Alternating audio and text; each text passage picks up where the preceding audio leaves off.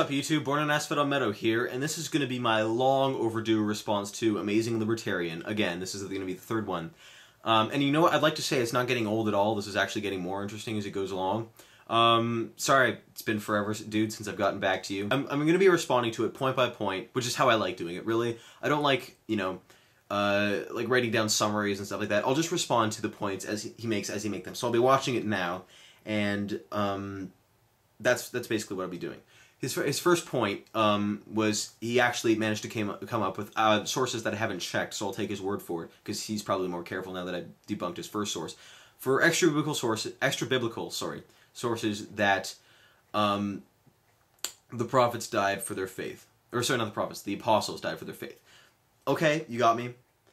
A lot of my arguments still hold, like maybe they thought Jesus was really God when they weren't. Maybe they were deceived in some way, or maybe they just wanted, you know, their own version of immortality, whatever. But I'm convinced, if those sources are correct, that what you're talking about is valid and the apostles died for the faith. So I'll give you that, okay? His next point was that, well, I brought up the issue that, you know, what if the resurrection was a fake to prove a truth, like the same way, like, you know, Ray Comfort and Kent Hovind, you know, spout random lies that they know to be absolute, like they're sure are lies, but they spout them fallaciously, like sophists, to make it seem like their point is valid because they consider themselves to be right. You know, the same thing could have happened with the resurrection. I said, let's just say they faked a resurrection to prove to everybody that God was real when they themselves knew that God was real, but they didn't have any evidence, so they faked a resurrection to do it. And he raises the point that, you know, how could they possibly have all held under pressure when threatened with death at a lie? You know, like if they were all threatened with death to say that what they were saying was a lie, how could not one of the 12 apostles have cracked under pressure? And you know what? I've just given you the point that, yes, the apostles died for their cause, so I'll give you that too, okay? I will admit that if they knew it was a lie, it would be beyond what I consider to be human capacity to keep that lie even after torture and death. So you've got a point. You know what I like about you, dude? You accept the burden of proof. I've been what I consider to be rigorous with you. I've fought you like every step of the way with every point that you make. Okay, I'm not like saying I'm an ass about it. You know, I think everything has to be put through this kind of peer evaluation. But you've taken it in stride and you've gone every step of the way with me. Okay. So even though you've probably lost some points as well, like, you know, but you've gotten some concrete points that I'm, for the sake of argument, not willing to deny. So congratulations, man. You've earned my respect through and through. I hope you keep it up, okay? Okay, his next segment is pretty, like, it's astounding to me. This is just getting better. He says that he knows, like, you know how all atheists are like, you know, well, how could God possibly, you know, create us exactly as we are and then expect us to not act in a certain way when he knows we're going to act that way and then send us to hell for it anyway because it was his intention.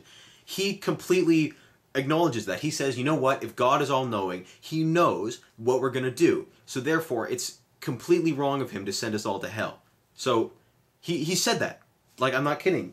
He's that aware of his theology. I mean, this kid has clearly thought about it, which is far more than many of the Christians on YouTube can say.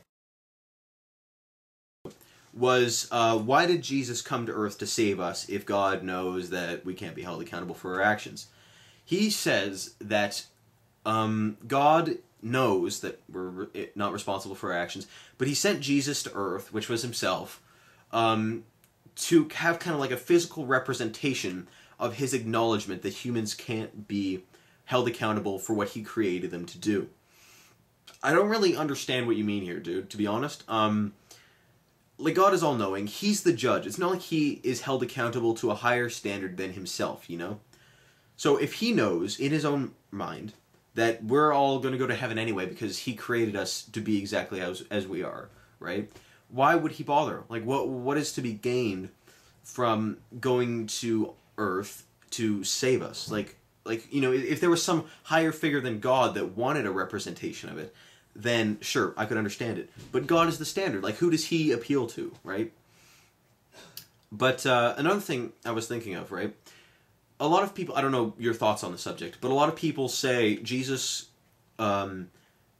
God sent himself to earth in the form of Jesus Christ to experience what it was like to be human. I don't know if you think that. I'm just trying to get your thoughts on it. But obviously, I have some objections to that notion. First of all, if God's all-knowing, he would know what it's like to be human. But even if he didn't and he wanted to experience it from the perspective of a human, why would he appear in the form of a human that could not possibly sin? Why wouldn't he come as a regular human and just, like an imperfect human like everyone else, someone who sins and who has vices and stuff like that? Because that way you get the full human experience. That's what I've heard anyway. If you could respond to me on that, that'd be cool. Okay, the next point he makes. He, in his original video, said, well, I can't see your brain, but I know it's there because you can think. Well, I say, well, hypothetically, you could crack open my head and see that I had a brain, but there's no head that I can crack open to see God. That's why I don't see God. Like, there's no way I can ever analyze it, right? And he responds in this video with, well, there are certain things that we can never be sure of, that we can never, there's no head that we can crack open and check to make sure it's true. For example, Rome. He accurately, very pointedly points out that we have no proof that Rome was here. We can't, or sorry, like that ancient Rome existed, like as it did, with Caesar and all that stuff. We can never like perceive it as it once was, so why should we ever believe it was as the history books say it was? He says, well, there's evidence. That's correct. Obviously, we hold it to a doubting standard because no amount of evidence can prove a fact absolutely. And in this case, especially something that's happened in the past, there's not much we can, like, we can have all the evidence that we could possibly have and not be absolutely sure of it, which is true. But the difference in the situations here is that, like, let's just say Rome, okay?